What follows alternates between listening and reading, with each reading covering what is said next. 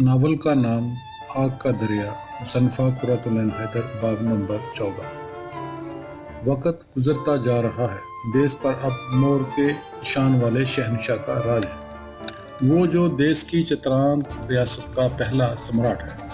इतिहास पर उनमें एक नए बाब का इजाफा हुआ है। बादशाहों के नसबनामे लिखने वालों के कलम यहाँ पहुँच कर रुक गए हैं। ये प्रियदर्शन नरी चंद्र, इंसानों का चांद, जो पाटलिपुत्र के सिंहासन पर तलू हुआ है। ये शूद्र माँ का बेटा, जिसे गदड़ियों ने पाला, जिसे चांकिया ने तक्षशिला में परवान चढ़ाया, अब नई तारीख लिखेगा। रवायत के ज़माने ख़त्म और नंदों के 99 करोड़ अशरफियों के ख़जानों के किस्से ख्वाब व ख्याल हो गए। ये अहद जदीद है। चंद्रगुप्त बड़ा ज़बरदस्त बादशाह है। उसकी सल्तनत का डंका सारे आलम में बज रहा है। उसका पाया तख्त दुनिया के अजीम तरीन शहरों में शुमार किया जाता है। उसकी फ़ौजी ताकत से दूसरे ममालिक खौफजदा हैं। उसके 1000 सतूनों वाले चौबी महल में दूर दूर की सल्तनों के सफ़ीर मौजूद हैं। उसके दरबार में मलीच दूसरी ज़बान बोलने वाले गैर मुल्की लोगों का हजूम है। दूर पश्चिम के देशों की सफ़ेद फाम लड़कियां महल में नर्तकियों और दासियों की हैसियत से मुलाजम हैं। सारा शहर दुल्हन की तरह आरास्ता है। वसी तमाशागाह में नेज़ाबाजी और रथों के मुकाबले हो रहे हैं। सड़क पर से सम्राट की सवारी गुजरती है। जुलूस में मूसीकार शंख बजाते बजाते साथ साथ जा रहे हैं। चौराहों पर रक्स हो रहा है। झरोकों में से फूलों की बारिश होती है। अवाम जे शुद्ध बोलते हैं। अब ग्राम बोजक उनसे ज़बरदस्ती लगान वसूल नहीं करता।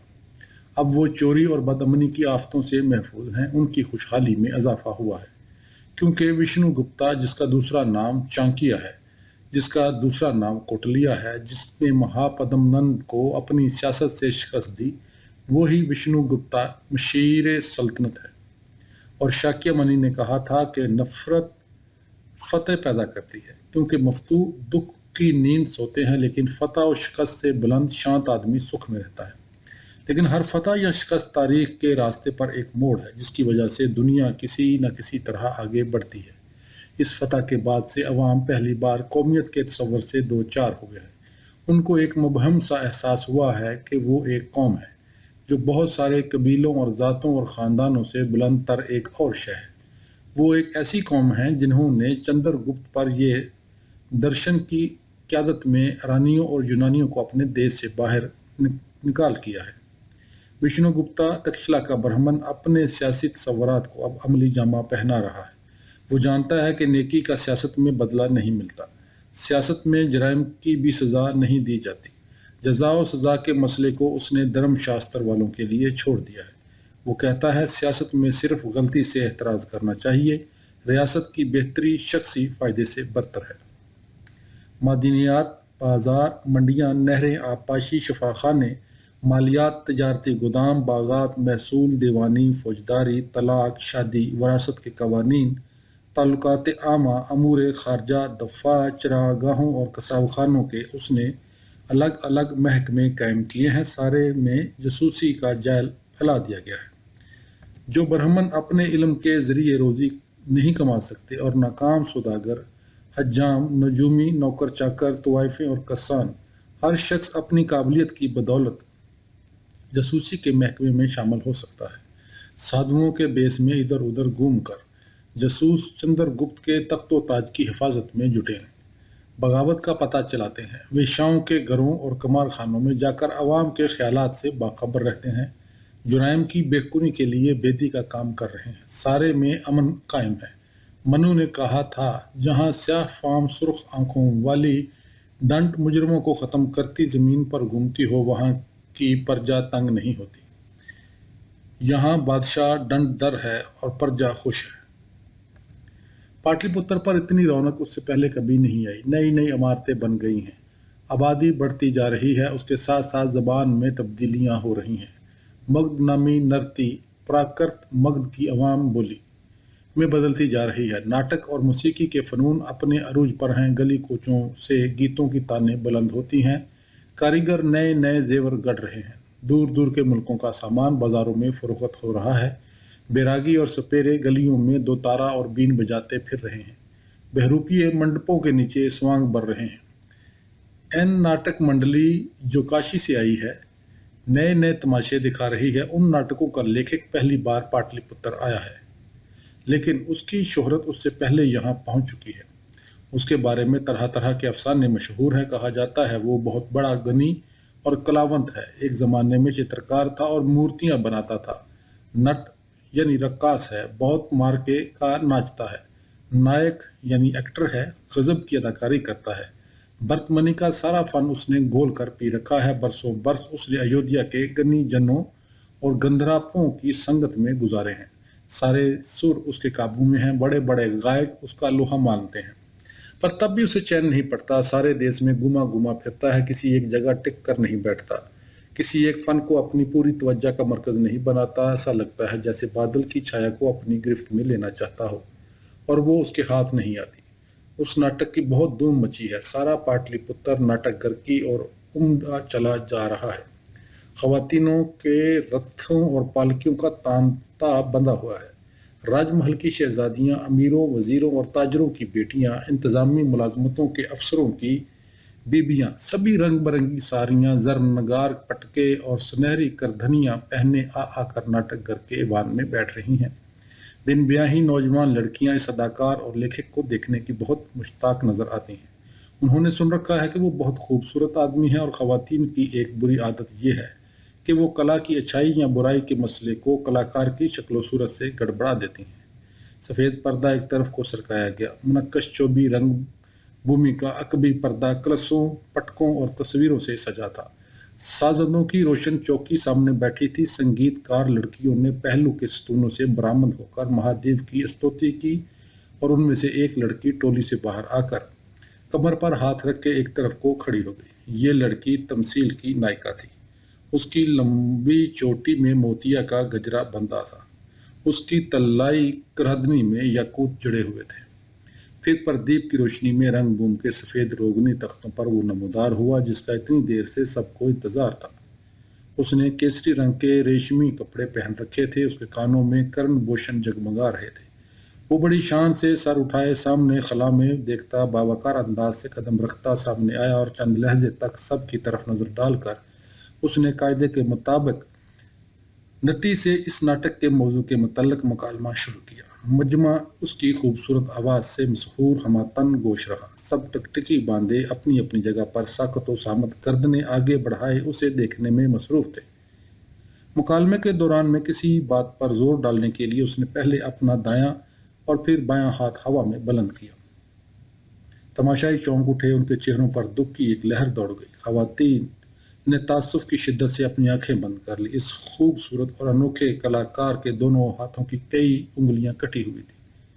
गौतम नीलंबर के सामने एक और शहर था, तमाशाइयों का एक और हजूम, जो हस्बे मामूल अकीदत और मोहब्बत से उसे देख रहे थे। वो सबको तमाशे दिखाता था, लेकिन उसका तमाशा किसी ने न देखा था। जिस तरह रंग भूमि के पर्दे के पीछे एक और रंग भूमि होती है जो देखने वालों को नजर नहीं आती। पाटलिपुत्र के ये महज़ब बावकार शहरी जो ऐवान में बैठे उसके मकालमे पर अश अश कर रहे थे, उनमें से किसी को भी मालूम न था वो कैसी कैसी दुनियाओं की सियाहत पर निकला है। उसने ज़िंदगी के सारे तजर्बे कर देखे हैं, अब कुछ बाकी नहीं।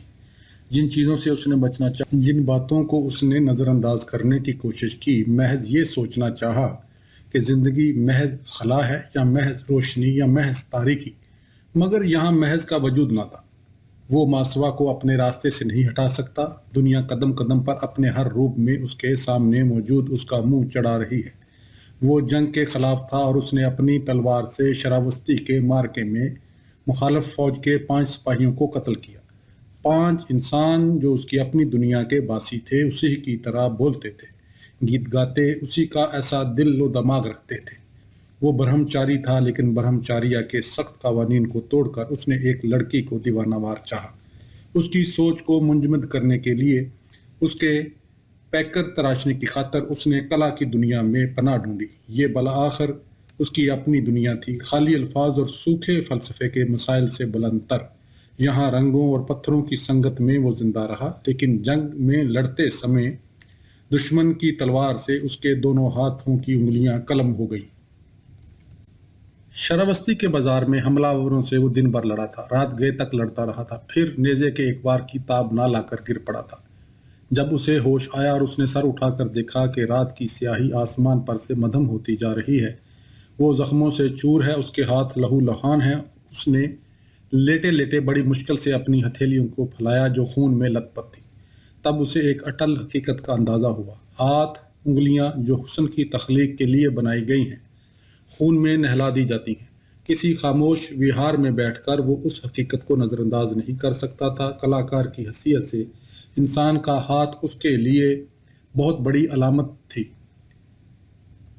انگلیاں جو رقص کی مداروں کے ذریعے کائنات کے سارے اسرار، ساری زندگی کے معنی کا مظاہرہ کرتی ہیں، جو مکان بناتی ہیں، باغوں کو سینچتی ہیں، بانسری بجاتی ہیں، تھپک تھپک کر بچے کو سلاتی ہیں، آرتی کے لیے نارنجی پھول چنتی ہیں۔ اور دوسری حقیقت یہ تھی کہ انگلیاں تیر گری کرتی ہیں، نیزے ڈالتی ہیں، دوسرے انسانوں کا اپنی گرفت سے گلا گونڈتی ہیں۔ تب اس نے اپنی کٹی ہوئی انگلیوں کو دیکھا اور سوچا کہ یہ اس کے کرم کا پھل ہوگا، اس کے علاوہ اور کیا ہو سکتا ہے۔ کرم کے فلسفے سے اسے بڑا سکون حاصل ہوا۔ اگر یہ فلسفہ میرے پاس نہ ہوتا تو میں سوچ سوچ کر دیوانہ ہو جاتا۔ ذرا سی سخت آنے کے بعد وہ اٹھا اور لاشوں کو پھلانگتا، گلیوں کی دیواروں کا سہارا لیتا، اپنے مکان کی سمت گیا جہاں اس کی ماں تھی جو اس کے زخم دھوئے گی، اس کو اپنی گود میں سلائے گی۔ لیکن اس کا مکان سنسان پڑا تھا۔ یہاں وہ 20 سال بعد اس وقت پہنچا تھا جب اس کے ماں اور باپ چند گھنٹے قبل لڑائی میں مارے جا چکے تھے۔ لڑکھڑاتا ہوا وہ شہر سے باہر آشرم کی سمت روانہ ہوا جہاں ہو کا عالم تھا۔ جھونپڑے خاموش پڑے تھے، گرو کی کٹیا خالی تھی۔ وہ آہستہ آہستہ مہوے کے باغ میں داخل ہوا اور تالاب کی سیڑھیوں پر لیٹ گیا۔ اس کے زخموں کے خون نے تالاب کے شفاف پانی کو ارغوانی کر دیا۔ ایک نوجوان گوالن نے جو ادھر سے گزر رہی تھی اسے سسکتا ہوا دیکھا۔ وہ گھبرا کر دوڑی ہوئی اس کے قریب آئی۔ اس نے پانی سے اس کے گھاؤ صاف کیے، اسے گائے کا تازہ دودھ لا کر کھلایا، اور بجائے اس کے کہ وہ اس کا شکریہ ادا کرتا، اسے بڑے زور سے ہنسی آ گئی۔ گوالن اسے اچنبھے سے دیکھنے لگی۔ کیسا انوکھا سپاہی ہے، میدان جنگ سے لڑتا مرتا ہوا آ رہا ہے اور ہنستا ہے۔ اس کو اتنی ہنسی آئی کہ اس کا جی چاہا کہ زور زور سے کہے لگائے۔ اس وجہ سے اس نے ظاہر مذاق بھی گوالن سے یہ نہ پوچھا کہ تمہارا نام سجاتا ہے یا نند بالا، کیونکہ اسے اس سمے ہری شنکر کے الفاظ یاد آ چکے تھے: بھائی گوتم، ہر زمانے میں ہر موڑ پر تمہیں کوئی نند بالا ملے گی، کوئی سجاتا، اور وہ نزدیک آ کر تمہاری خدمت، تمہاری پرستش کرنا چاہے گی۔ اب بھی وقت ہے، آنکھیں کھولو۔ یہ دوسرا تجربہ تھا۔ اسے معلوم ہوا کہ عورت کی خدمت، اس کی پرستش کو ٹھکرانا خدا کا سب سے بڑا ناشکرا پن ہے۔ اس نے آنکھیں نیم وا کر کے بڑے سکون اور بڑے اطمینان کے ساتھ گوالن کے کنگنوں کو چھوا، پھر اس کے پلو پر سر رکھ کر سو گیا۔ گوالن اسے اٹھا کر اپنے گھر لے گئی جہاں وہ کئی دن، جب تک اس کے زخم اچھے نہیں ہوئے، اس کا مہمان رہا۔ یہ اس کا ہمسایہ گاؤں تھا، لیکن اب اجاڑ پڑا تھا۔ گاؤں کے بہت سے باسی مہاراج چندر گپت کی فوج کے خوف سے بھاگ کر ادھر ادھر چلے گئے تھے۔ گوالن نے اسے روکنا چاہا، لیکن ایک روز وہ چپکے سے اس گاؤں سے نکل گیا۔ نند بالا کہ یہی اس گوالن لڑکی کا نام تھا، بہت روئی، لیکن وہ ندی پار کر کے بہت دور پہنچ چکا تھا۔ رفتہ رفتہ ملک میں امن قائم ہوا، چندر گپت کی سلطنت مستحکم ہوئی۔ گوتم گھومتا پھرتا کاشی جا نکلا۔ وہ عالم برہمن تھا، سوائے اپنے علم و فن کے اس کے پاس کوئی اور تجارت نہ تھی، لیکن اسے فکر نہیں تھی۔ ودیارتھی برہمچاری کی حیثیت سے اسے ہمیشہ سے بھوکا رہنے اور سختی اٹھانے کی عادت تھی۔ اسے یہ بنجاروں کی ایسی زندگی بری نہیں لگی، مگر اب وہ عالموں کی صحبت سے اور ان سے بحث کرنے سے بچتا تھا۔ کاشی میں ایک ناٹک گھر کی نائکا سے اس کی ملاقات ہوئی جو دیکھتے ہی اس پر رجھ گئی۔ اس نے گوتم کو اپنی منڈلی میں شامل کر لیا۔ اپنی کٹی ہوئی انگلیوں سے اب وہ تصویریں نہیں بنا سکتا تھا، مورتیاں نہیں ڈال سکتا تھا، ناچ نہیں سکتا تھا، صرف اداکاری کے ذریعے اپنا اظہار کرنے کا راستہ اس کے سامنے تھا۔ طالب علمی کے زمانے میں اس نے ناٹک لکھے تھے۔ فن اداکاری کا مطالعہ اس کی تعلیم کا ایک جزو رہ چکا تھا۔ وہ فلسفی، عالم، چترکار، اب نائک بن گیا۔ نٹ شاستر میں لکھا تھا کہ اداکار کے لیے ضروری ہے کہ اس کی آنکھیں طویل ہوں، ہونٹ سرخ، دانت چمکیلے، اس میں وقار، تمکنت اور غرور ہونا چاہیے۔ اسے فن عروض، فن خطابت اور فنون لطیفہ پر دسترس حاصل ہونی چاہیے۔ گوتم میں یہ سارے وصف موجود تھے۔ یہ علم بحر ذخار تھا، اس کا رتبہ بلند تھا، اسے بھی رقص اور موسیقی کی مانند الوہی حیثیت حاصل تھی۔ کہا جاتا تھا کہ برہما نے اندر کی خواہش پر پانچوں وید کی حیثیت سے ناٹک قائم کیا۔ شیو اس فن میں دیوتاؤں کے استاد بنے۔ پاروتی نے اپسراؤں کو اپنی شاگردی میں لیا۔ وشواکرمن نے رنگ بوم تیار کی، پر ایک مرتبہ گندھروں اور اپسروں نے ایک تمثیل میں ایک رشی کا مذاق اڑایا، جس کی بددعا کی وجہ سے ان اداکاروں کو دیو لوک چھوڑ کر دنیا میں آنا پڑا۔ یہاں بھی ان کے درجے میں کمی نہیں آئی۔ اداکار کشی لوگ کہلاتے تھے، کیونکہ رام کے دنوں دونوں بیٹے خانہ بندوش مغنیوں کے بیس میں اپنے باپ کے دربار میں پہنچے تھے۔ سارا عالم بہروپ سے خوش ہوتا ہے۔ گوتم ان روایتوں کے متعلق سوچ کر خیال کرتا، بہروپ ایک اور حقیقت ہے۔ ناٹک کا فن بہت ترقی یافتہ اور ہمہ گیر تھا۔ بھرت منی نے اس کے قوانین کی تشکیل کی تھی۔ انہوں نے 48 قسم کے نائک اور 450 اقسام کی نائکاؤں کی فہرست بنائی تھی۔ انہوں نے ہدایت کاری اور رنگ بوم کی آرائش اور اداکاروں کے اوصاف کے متعلق تفصیل سے لکھا تھا۔ سکون اور توازن تمثیل کے لیے لازمی تھا۔ شدید المیہ اور قتل و دہشت کے مناظر سے گریز کیا جاتا تھا تاکہ تماشائیوں کے ذہنی سکون میں خلل نہ پڑے۔ فراق تمثیل کا خاص موضوع تھا۔ گوتم نیلمبر نے بھی اس روایت کو قائم رکھا۔ فراق کے علاوہ اور کون سے موضوع وہ اپنے لیے منتخب کر سکتا تھا؟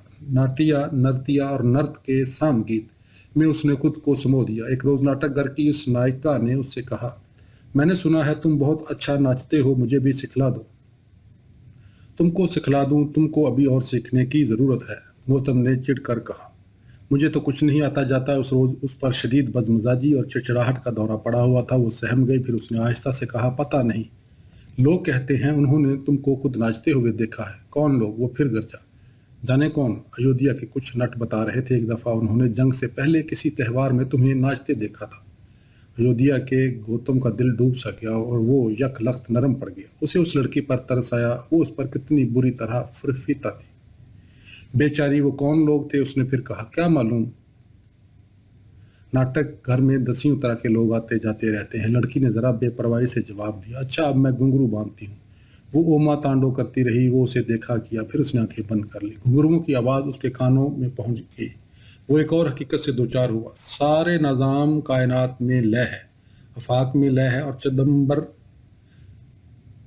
چدمبرم انسان کا دل جو کائنات کا مرکز ہے، شو اس میں ناچتا ہے۔ شو کسی تخیلی کی خدا کا نام نہیں جو پہاڑوں پر رہتا ہو، وہ میرے اپنے دل میں موجود ہے، وہ جو تخلیق ہے اور تخریب بھی، جو بناتا بھی ہے اور بگاڑتا بھی ہے، جو وجود اور عدم وجود، موت و زیست کا مکمل قانون ہے، اور ہر شے میں تال، لے اور سر پنہاں ہے۔ تخلیق اور ارتقاء اور بقا اور تخریب میں رقص ہے، روح کی تشکیل اور اس کی آزادی میں رقص ہے۔ برہما جس نے تخلیق کی ہے، وشنو جو بقا ہے، رور جو خاتمہ ہے، مہیشور جس نے روحیں تشکیل کی ہیں، سدیشور جو انہیں ان کے چکر سے نجات دلاتا ہے، یہ سب اس کے مختلف پہلو ہیں جو ذات مطلق ہے، جو ازلی اور ابدی رقاص ہے۔ اس ناچ کے رس اور باؤ انسان کی ساری ذہنی، دلی اور روحانی کیفیتوں کی عکاس ہے، اور آفاقی تصورات سے انہیں نسبت دی گئی ہے۔ شرنگار رس وشنو کا ہے، اس میں ان کے اوتار نٹور گردھاری درندہ بن میں اپنی گوپ لیلا رچاتے ہیں۔ ویر رس کڑکتے گرجتے بادلوں کے سنہرے خدا اندر سے منسوب ہے۔ کرونا ترہم کا جذبہ ہے، یم سے اس کا رشتہ جوڑا کو گیا ہے۔ رور غیظ کی کیفیت ہے، ہاسیہ سفید رنگ میں ملبوس مزاح ہے، بھیانک رس کا رنگ سیاہ ہے۔ کال سے منسوب باسیہ شیو کے مہا کال روپ کی نیلی علامت ہے۔ ابت رس میں حیرت ہے۔ ان کیفیتوں کے اظہار کے لیے مکمل قوانین ہیں، ان کے لیے کس طرح کی اداکاری کی جائے، کیسے رنگ ہوں، کیسے پس منظر، کون کون راگ، میگھ، سری، ہنڈول، توڑی، چھایا، للت، شرنگا رس محبت کے راگ ہیں۔ گوری، سوم اور دیو کرتی ویر رس کے ساتھ گائے جاتے ہیں۔ رام کلی اور آساوری کرونا کے راگ ہیں۔ شنکر ہاسیہ کا نغمہ ہے۔ اداکار رقاص اپنے سر، اپنی آنکھوں، اپنی بوؤں، اپنے بازوؤں، اپنے ہاتھوں، اپنی انگلیوں، اپنے پیروں، اپنے پورے جسم، سارے وجود کے ذریعے کائنات و زندگی کی کہانی سناتا ہے۔ آنکھوں اور انگلیوں میں، بازوؤں میں آہنگ قائم کر کے ناچتا ہے۔ آنکھوں کے 3 طرح کے اشاروں کی 45 قسمیں ہیں۔ گردن کے 9 مختلف اشارے ہیں۔ ہاتھوں کی مدراؤں کی 4 قسمیں اور ہر قسم کی 24 علیحدہ علیحدہ شاخیں۔ ان گنت طرح کے لوچ اور جھکاؤ ہیں۔ جسم کی حرکات 108 انداز کی ہے۔ جس طرح گایتری منتر 108 دفعہ پڑھا جاتا ہے، جہاں جیسے آرتی کے پردیپ میں 108 چراغ روشن ہوتے ہیں، اسی طرح نٹراج کے 108 مختلف ناچ ہیں۔ کاشی کی خوبصورت پتراس کے سامنے ناچا کی اس نے پیروں کی مختلف چالوں کا مظاہرہ کیا۔ یہ مور کی چال ہے، یہ ہرن کی، یہ ہاتھی کی، گھوڑے، شیر اور مینڈک کی۔ کودنے کے 5 قدم رکھنے کے 10، چکر کاٹنے کے 8 انداز ہیں۔ ہاتھوں کی 247 مدراؤں نے ساری کائنات کو سمیٹ لیا ہے۔ ساری کیفیات، احساسات، خیالات، درخت، پھل، پھول، پرند، عہد عتیق کے شہنشاہ، انسانی رشتے، دیوی دیوتا، وشنو کے اوتار، چترون تاریخی ہستیاں، ساتوں سمندر، مشہور ندیاں، ساتوں طبقات ارضی، ساتوں طبقات سماوی، ان سب کا مداراؤں کی زبان سے بیان کیا جاتا ہے۔ علمی اور طربی اداکاری کے سارے اتار چڑھاؤ پیش کیے جاتے ہیں۔ یہ تال، لے اور گیت کا مکمل آہنگ ہے۔ یہ بھرت ناٹیم ہے، شیو کا ناچ بھرت منی نے جس کے قوانین دنیا کے سامنے پیش کیے۔ کاشی کی رقاصہ بھرت ناٹیم ناچ رہی ہے، جس طرح ایک مرتبہ چمپک ناچی تھی، جس طرح جب تک تال اور لے اور سر قائم ہے بھرت ناٹیم ناچا جائے گا۔ مگر میں نٹراج کا ایک حقیر بندہ کبھی نہیں ناچ سکوں گا، کیونکہ میں اپاہج ہوں۔ اس نے لڑکی کو غصے سے دیکھا جو ناچے جا رہی تھی۔ وہ خود شنکر نہیں تھا، وہ گوری بھی نہیں تھی۔ تخیل کا جادو ٹوٹ چکا تھا۔ تب اسے یہ بھی معلوم ہوا کہ خواب زیادہ دیر تک قائم رہنے والی چیز نہیں۔ لڑکی ناچتے ناچتے اکتا کر اس کے قریب آ بیٹھی اور اداسی سے اس کی شکل دیکھنے لگی۔ شاید وہ سوچ رہی تھی کہ میں اس آدمی کو کبھی نہیں سمجھ پاؤں گی، مگر کیا آدمی کو سمجھنا ضروری بھی ہے؟ کیا یہ کافی نہیں کہ وہ میرے پاس بیٹھا ہے اور کم از کم گزرتے ہوئے وقت کے اس حصے میں میرا ہے؟ تمثیل گر کی اس حسین لڑکی کا نام امبیکا تھا۔ یہ بڑی مشہور اداکارہ تھی۔ بڑی بڑے امیر زادے اور بانکے اس کے نام کی مالا جپتے تھے، مگر وہ ریجھی بھی تو کس پر، ایک مفلس برہمن طالب علم جس کے ہاتھوں کی انگلیاں کٹی ہوئی تھی۔ تب گوتم ایک اور حقیقت سے آگاہ ہوا۔ تم جس کو چاہتے ہو تمہاری پرواہ نہیں کرتا، اور جو تم پر جان دیتا ہے اس میں تمہارے لیے کوئی کشش نہیں۔ یہ بھی زندگی کا ایک ایسا تجربہ تھا جو اس سے پہلے ہزاروں کر چکے تھے، مگر اس کے لیے نیا تھا۔ امبیکا میں روپوتی ہونے کے علاوہ وہ ساری خوبیاں اور ہنر موجود تھے جو ایک رقاصہ اور اداکار کے لیے لازمی تصور کیے جاتے تھے۔ وہ سنگیت کار تھی، شاعری کرتی تھی، پھولوں کو سجانے کا فن جانتی تھی، ضلع جگت کی استاد تھی۔ فن باغبانی، تیر اندازی اور منطق کی ماہر تھی۔ اس کی آنکھیں بادام کی ایسی تھی، اس کا رنگ خزاں کے پتوں کی مانند پیلا تھا۔ کستوری کی پنکھڑیوں کا غازہ چہرے پر مل کر کمکم اور کاجل سے آراستہ ہو، نفیس میناکاری کے گہنے پہن کے جب وہ تماشا گاہ میں نمودار ہوتی تھی، چاروں اور تہلکہ مچ جاتا تھا۔ پر گوتم ان تمام اوصاف کے باوجود اس پر ملتفت نہ ہوا۔ وہ امبیکا کی منڈلی کے ساتھ سارے میں گھوما۔ موریہ سلطنت میں خوشحالی کا دور دورہ تھا۔ فنون لطیفہ کو زبردست مقبولیت حاصل ہو چکی تھی۔ اب گوتم بھی امیرزادوں کے سے ٹھاٹھ سے رہتا، شرابیں پیتا، نت نئی لڑکیوں پر ڈورے ڈالتا اور پھر فوراً ان سے اکتا جاتا۔ امبیکا اس کی پجارن، اس کی ان ساری بری عادتوں کے باوجود اس کی پرستش کی گئی۔ وہ اس کی محبت کے جواب میں اس سے انتہائی بے رحمی کا برتاؤ کرتا اور اس کو دکھ پہنچا کر دل ہی دل میں خوش ہوتا۔ اب اس کی شہرت دور دور تک پھیل گئی تھی۔ اس کی بد مزاجی، اس کے عقل کھرے پن، اس کے غرور اور اس کی عشرت پسندی کے قصے بھی مشہور ہو چکے تھے۔ یہ سب تھا، مگر ایک خیال دل و دماغ پر برابر مسلط تھا۔ اس کی روح کی گہرائیوں میں تان پورے کے سروں کی طرح گونجتا رہتا تھا، چمپک چمپک چمپک۔ اس نے چمپک کی تلاش میں دور دراز کی یاترائیں کی۔ شاید وہ زندہ ہو، مارے جانے سے بچ گئی ہو، شاید کسی پرانے مٹھ وہار میں دکھائی دے جائے۔ وہ شاکیہ منی کی بخشنوں کی ٹولیوں کو غور سے دیکھتا۔ وہ ہر پنگٹ، ہر بزاز کی دکان، ہر سنگیت منڈلی میں، ہر اس جگہ چمپک کو تلاش کرتا جہاں لڑکیاں جمع ہوتی تھیں، مگر وہ کہیں نہ ملی۔ تب اس نے تھک کر اپنی کھوج ختم کر دی اور امبیکا کی محبت کے آگے اپنی ہار مان لی۔ اب وہ صرف امبیکا کے ساتھ ہی رہتا۔ اس نے دوسری لڑکیوں کی طرف توجہ بھی کم کر دی۔ امبیکا کے ساتھ اس کی زندگی میں ایسا سکون آ گیا تھا جو صرف ایک گرہست ہی کو میسر ہوتا ہے۔ بعض دفعہ وہ امبیکا کو افسوس سے دیکھتا، یہ بیچاری میرے لیے کیوں اپنا وقت خراب کر رہی ہے۔ بہت جلد وہ دن آنے والا ہے جب اس کے بال سفید ہو جائیں گے، اس کی آنکھوں کے نیچے لکیریں پڑ جائیں گی۔ خوبصورت عورت کی اصل موت اس کا بڑھاپا ہے۔ بے وقوف امبیکا کیوں نہیں ان لوگوں کی طرف دیکھتی جو سچ مچ اس کی قدر کرتے ہیں؟ مگر برس اسی طرح نکلتے گئے۔ گوتم نیلمبر اب 38 سال کا ہو چکا تھا۔ اس کے بھنور ایسے کالے بالوں میں چاندی کے تار جلملانے لگے۔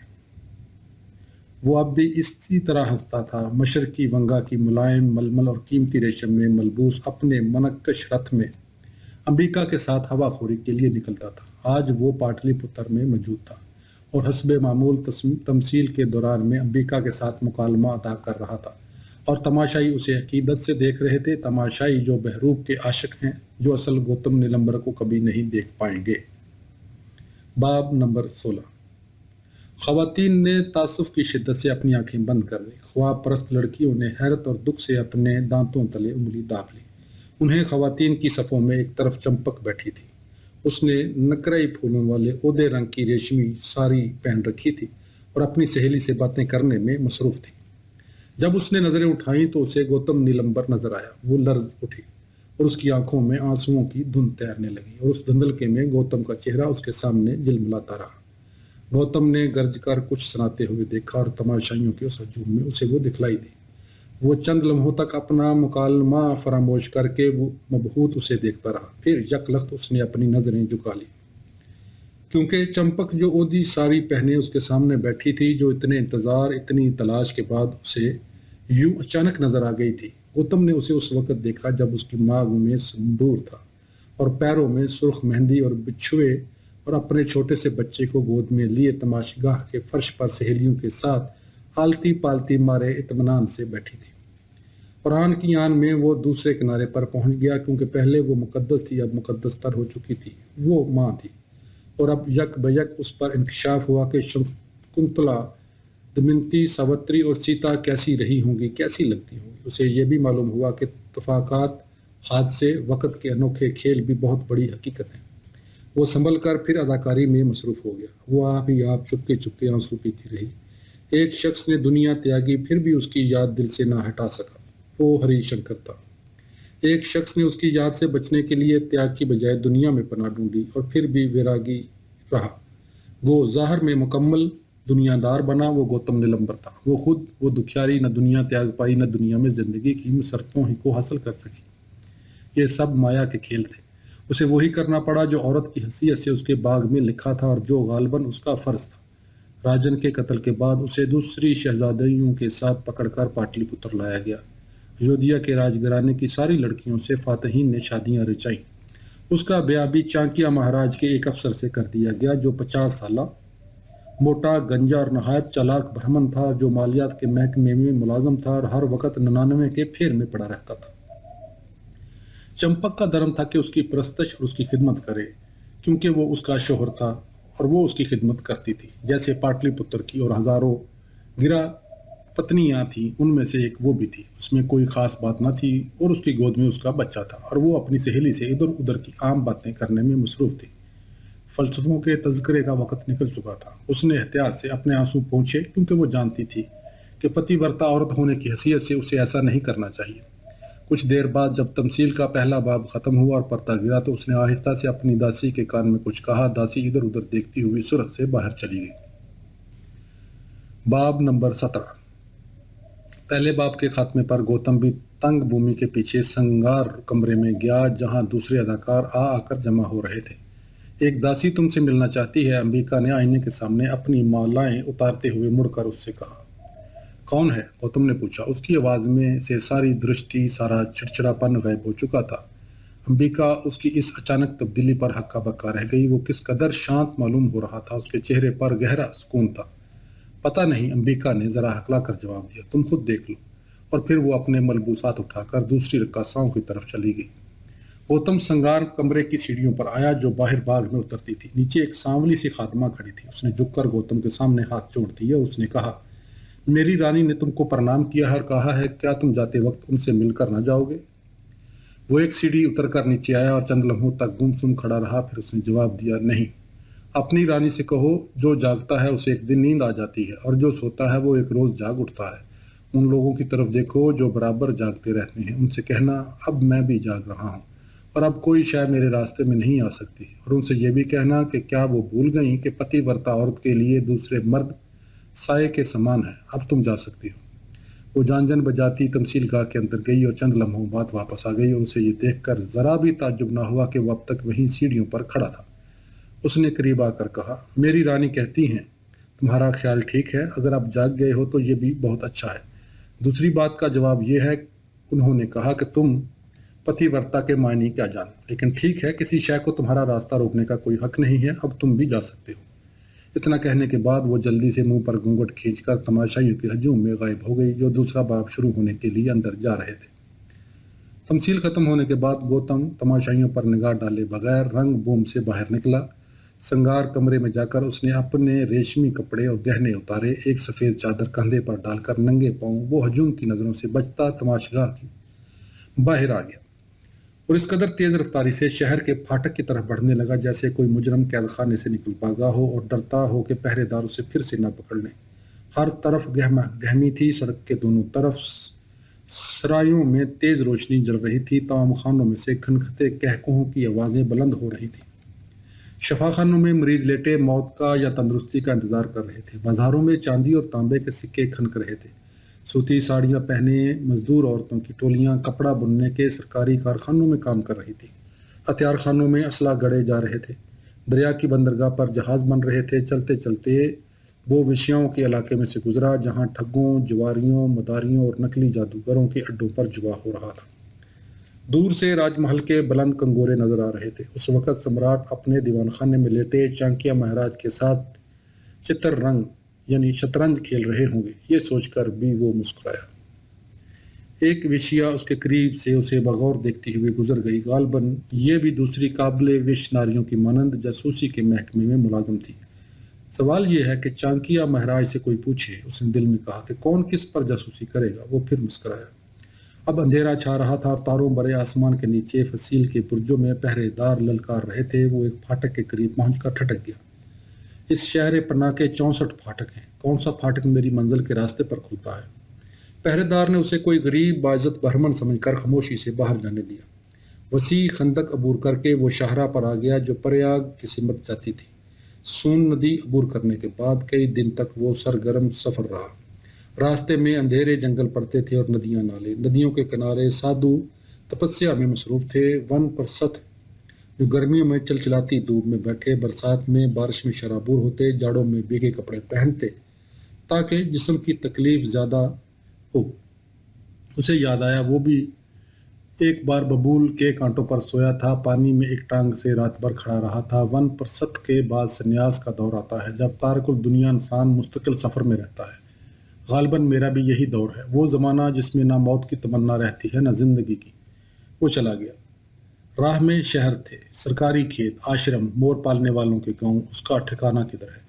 لیکن ڈرنے کی کیا بات تھی؟ وہ زمین کے ساتھ تھا، زمین اس کی ماں تھی، وہ اس کا ساتھ دے گی۔ گھاس کی بینی خوشبو، پتھروں کی خنکی اور مٹی کی قوت اس نے اپنے تلووں کے نیچے محسوس کی۔ اس نے بازو پھیلا کر ہوا کو چھوا اور آہستہ آہستہ دہرانا شروع کیا۔ زمین رگ وید کی ایک حمد، تیری پہاڑیاں، برفانی پہاڑ اور جنگل مسکرا رہے ہیں۔ میں تیری سطح پر کھڑا ہوں، میں مغلوب نہیں ہوا، مجھے کوئی گزند نہیں پہنچا، مجھے زخم نہیں لگے، میں سالم ہوں، مجھے کوئی ختم نہ کر سکا۔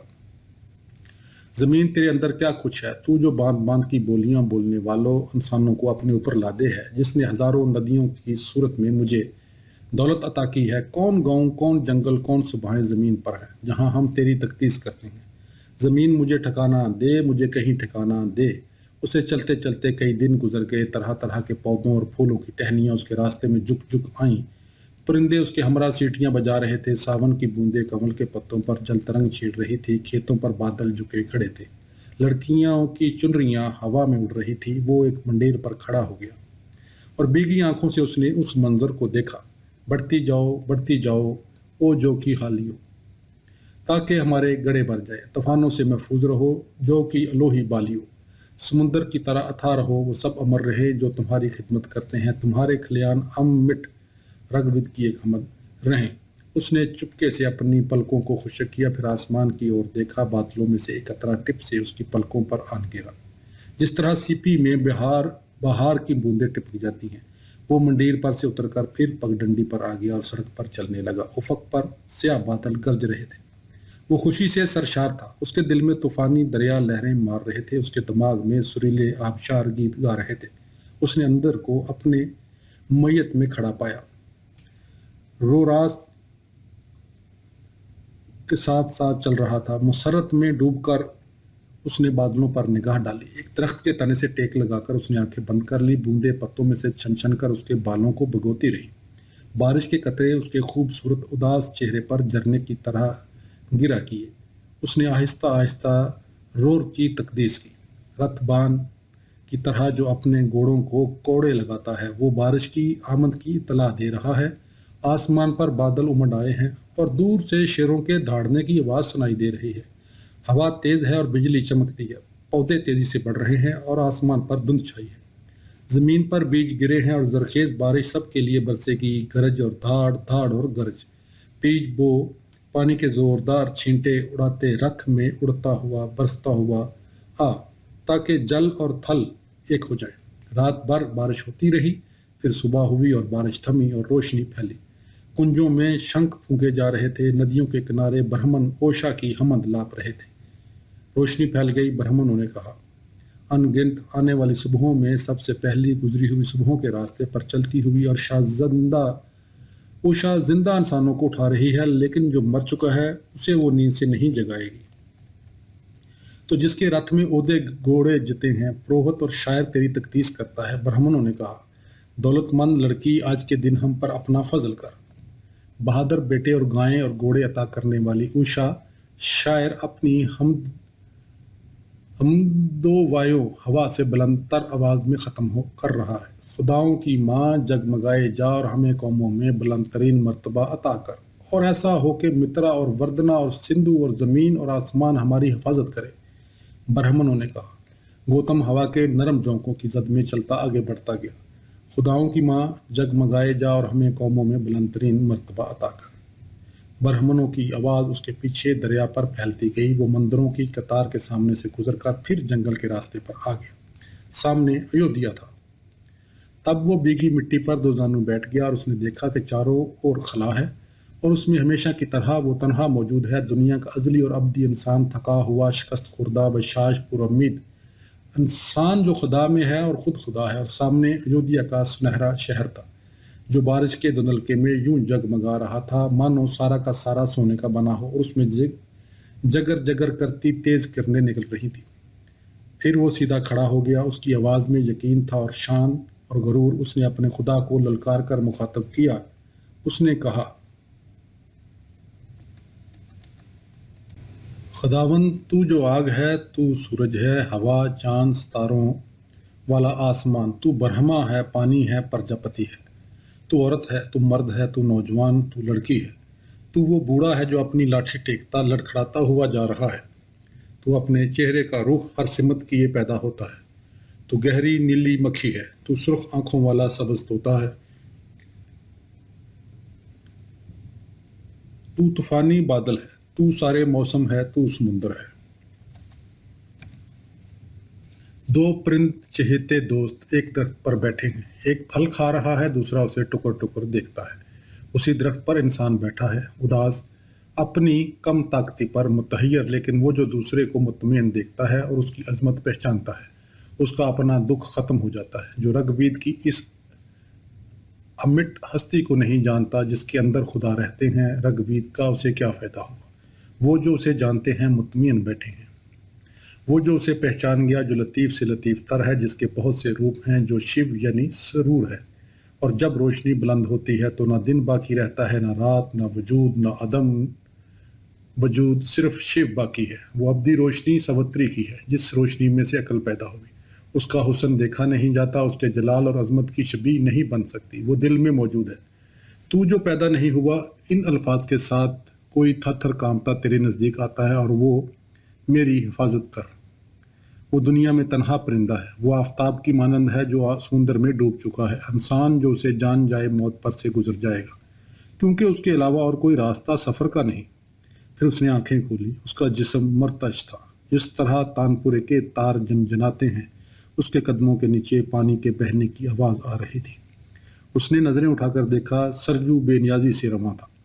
پھر اسے لگا جیسے اسے کوئی دور سے آواز دے رہا ہے۔ بارش کی وجہ سے وہ دریا کا پاٹ بے حد وسیع ہو چکا تھا۔ اس نے غور سے سنا، لیکن آواز اس کے کانوں تک صاف نہیں آ رہی تھی۔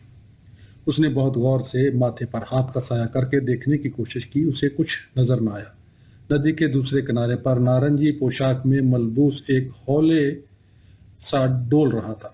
تب اس نے گھاٹ پر بیٹھی ہوئی ایک لڑکی، اس لڑکی نے کیسری ساری پہن رکھی تھی اور اس کے بالوں میں چمپا کے پھول تھے، سے پوچھا، کچھ جانتی ہو ندی کے اس پار کون رہتا ہے؟ کچھ بخشو لوگ ہیں، لڑکی نے بے پرواہی سے جواب دیا اور پیر دھونے میں مصروف رہی۔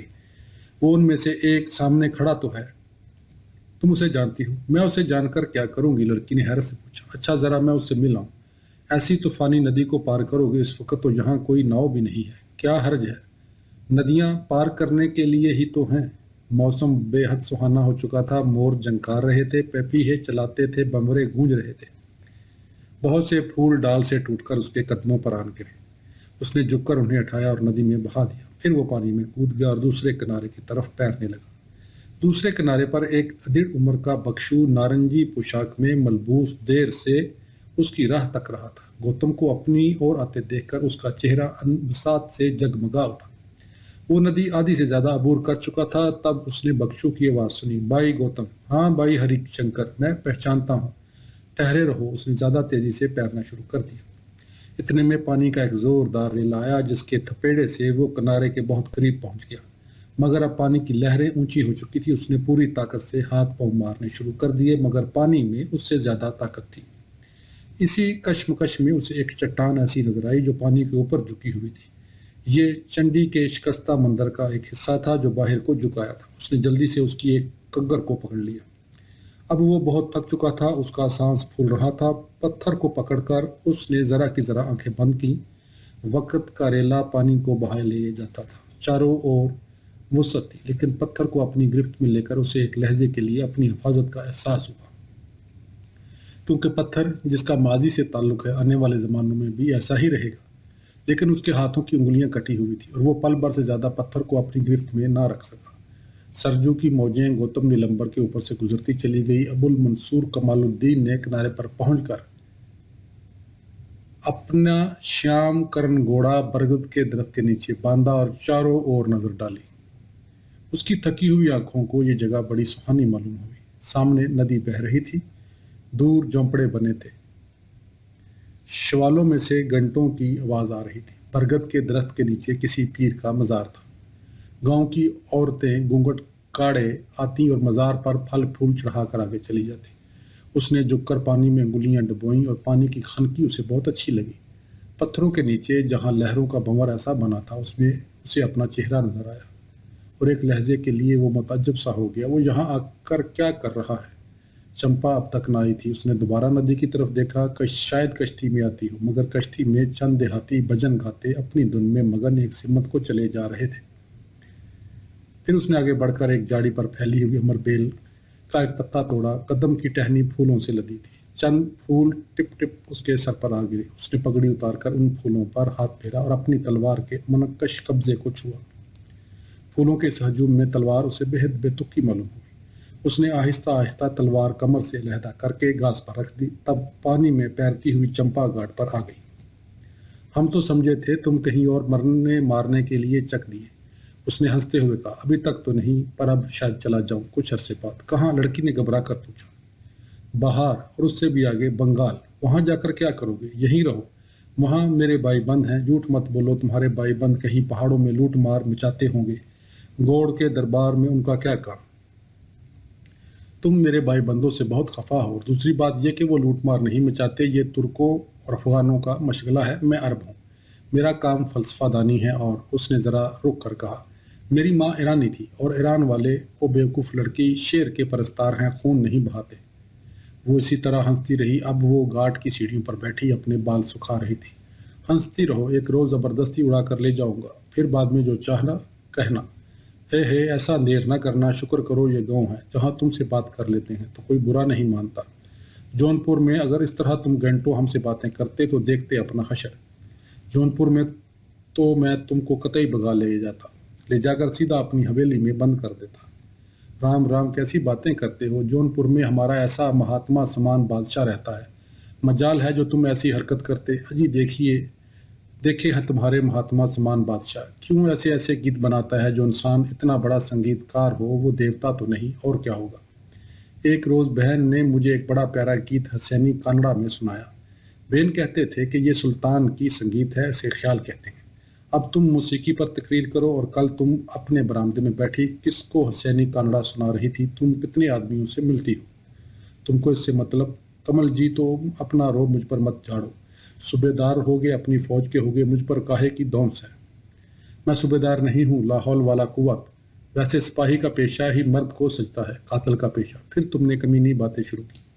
اچھا، اب نہیں کہنے کے، مگر تم قاتل ضرور، جانے کتنی ماؤں کے بیٹوں کو اس تلوار سے مارا ہوگا۔ ہائے ہائے!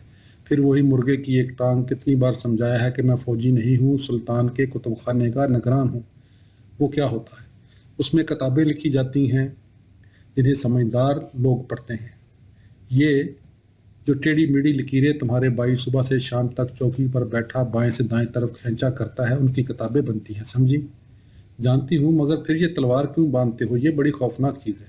چمپا رانی اسے مردوں کا زیور کہتے ہیں، اس کے اور پگڑی کے بغیر لباس مکمل نہیں ہوتا۔ تم اودھ والوں نے افسوس کے چتوڑ اور کنوج اور مالوے اور بندیل کھنڈ کے راجپوت نہیں دیکھے۔ دیکھے ہیں کبھی؟ ایک میرا یار ہے ادلے سنگھ راٹھور، کنوج کا راجپوت ہے، کیا بانکا آدمی ہے۔ آج کل جانے کہاں ہوگا، سنا تھا گوالیر کے کرت سنگھ کی فوج میں ہے، پتہ نہیں شاید مالوے میں کہیں لڑ بڑھ رہا ہوگا۔ کمال الدین چند لمحوں کے لیے اپنے میدان جنگ کے ساتھیوں کی یاد میں ڈوب گیا۔ تم پورب والوں کو اس کے سوا اور کوئی مشغلہ نہیں کہ بس گائیں بجائیں گے، پوجا پاٹ میں لگے رہیں گے۔ ارے لڑکی، زندگی کا اصل لطف تو میدان جنگ میں آتا ہے۔ ابھی تو تم کہتے تھے کہ مارنا مرنا خالی افغانوں کا کام ہے، تم کویتا لکھتے ہو۔ وہ جنجلا گیا۔ تم عورتوں سے بحث کون کرے؟ اس نے امر بیل کا ایک اور پتا توڑا۔ دیکھو، لڑکی گھاٹ پر سے اٹھی اور اپنے سیاہ لمبے بالوں میں سے پانی جھٹک کر ان کا جوڑا بناتے ہوئے بولی، جنگ کی باتیں مت کرا کرو، میں جب تم کو دیکھتی ہوں اور یہ تلوار دیکھتی ہوں تو مجھے بڑا وہم آتا ہے۔ وہم؟ وہ کیا چیز ہے؟ تم کو سمجھانا بیکار ہے۔ وہ پھر سیٹی پر بیٹھ گئی۔ کمال الدین نے درختوں کے سائے کی اور دیکھا جو ڈلتے جا رہے تھے۔ اچھا چمپاوتی، تم کو خدا کے حوالے کیا۔ وہ اپنے گھوڑے کی طرف بڑھا۔ ایودھیا سے تم ابھی چلے جاؤ گے۔ قریب سے درویشوں کی ایک ٹولی گزری، ان میں سے ایک نوجوان نے چمپا اور کمال کو دیکھا اور پھر نظریں نیچے کر لی اور سر جھکائے آگے چلا گیا۔ یہ بھی کیا مسخرے لوگ ہیں، کمال نے اظہار خیال کیا۔ مسخرے نہیں ہیں، بڑے پیارے لوگ ہیں، ان کا مذاق مت اڑانا، چمپا نے یک لخت غصے سے کہا۔ ایک روز یہی تمہارا ساتھ دیں گے، تمہارے بھائی نے تمہیں اچھی خاصی پنڈتائن بنا رکھا ہے، میں کسی روز اس سے مناظرہ کروں گا۔ وہ کیا ہوتا ہے؟ اس میں یہ ہوتا ہے کہ کمال الدین نے جاتے جاتے مڑ کر رکاب میں سے پیر نکال کر اسے سمجھانا شروع کیا کہ جیسے دو مذہب ہیں نا، ایک تمہارا ایک میرا، میرا اور تمہارا کوئی الگ الگ مذہب ہے، میں تو ایک ہی سمجھتی ہوں۔ پھر تم نے خرقہ پوشوں والی باتیں شروع کر دی۔ تو مطلب یہ، اس نے پھر سمجھانا شروع کیا کہ دو فریق اپنے اپنے مذہب کی سچائی ثابت کرنے کی کوشش کریں، اسے مناظرہ کہتے ہیں۔ سچائی ثابت کرنے والے ہم اور تم کون؟ وہ تو ستیہ پیر ہے جو سب جھوٹ سچ کا فیصلہ کرتا ہے، کہے کبیرہ اکرام جپوری، ہندو ترک نہ کوئی۔ پھر تم نے تقریر شروع کی۔ تم کاشی جا کر اپنے کبیر کی چیلی کیوں نہیں بن جاتی؟ مجھ سے میٹھی میٹھی باتیں کرنے میں اپنا وقت خراب کیوں کرتی ہو؟ کاشی تم کو بھی ساتھ لے جائیں گے، مگر اس سے پہلے تم کو اپنی تلوار اتارنا پڑے گی۔ یہی شرط ہے؟ بالکل یہی شرط ہے۔ تم کو تو جون پور کا قاضی ہونا۔ اچھا، خدا حافظ۔ وہ دریا کی طرف بڑھا۔ اس پار وہ ٹوٹے پتھروں کا اونچا ڈیر ایسا کیا ہے؟ ارے وہ تو بہت پرانے مندر کے کھنڈر ہیں، سینکڑوں ہزاروں برس پرانے۔ اور اس کے ادھر وہ جھونپڑیاں ایسی ہیں، ان میں کون رہتا ہے؟ ان میں بھی صوفی لوگ رہتے ہیں، بھگت۔ تب تو تمہارا وقت بہت اچھا کٹتا ہوگا۔ صوفیوں کی سنگت، مسئلے مسائل، ذکر اذکار، ایک 18 سالہ لڑکی کے لیے کس قدر دلچسپ مشغلے ہیں۔ اور کیا کریں؟ تمہارے جون پور کی شہزادیوں کی طرح محل سرا میں بیٹھ کر شطرنج کھیلا کریں؟ بالکل، لیکن میری محل سرا میں شطرنج کے علاوہ کتابیں بھی ہیں، سینکڑوں، اور تم اس قدر عالم فاضل پہلے ہی سے ہو، میں تم کو عربی فارسی بھی پڑھا دوں گا۔ وہ دفعتاً جھینپ کر سرخ ہو گئی۔ کمال نے اسے تبسم کے ساتھ غور سے دیکھا۔ مگر تم عربی بولتی عجیب مسخری لگو گی۔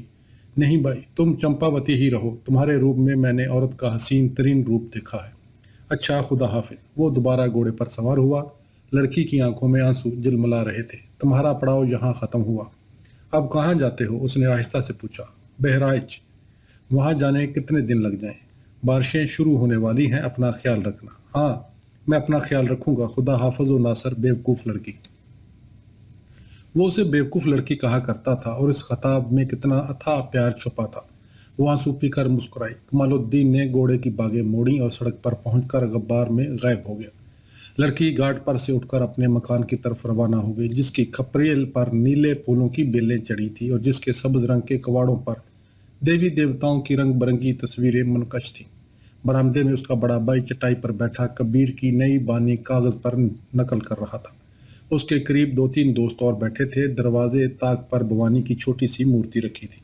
इसके सामने रखी हुई धूप की पतली सी लकीर लहराई हुई ऊपर उठ रही थी। चंपा ने दरवाजे के करीब खड़े होकर उस पुरस्कून मंजर को देखा और अपने आंसुओं को खुश्क करती हुई करीब खड़े होकर उस पर पुरस्कून मंजर को देखा और अपने आंसुओं को खुश्क करती हुई अंदर चली गई। जारी है।